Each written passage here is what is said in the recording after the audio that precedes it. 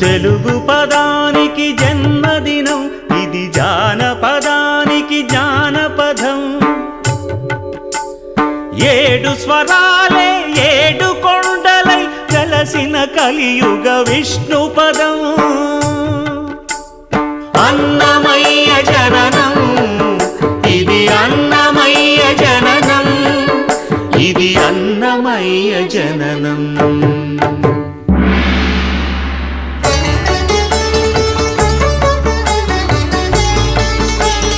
హరిషడ్వర్గము తెగనరికే హరిఖడ్గం ఇది నందకము.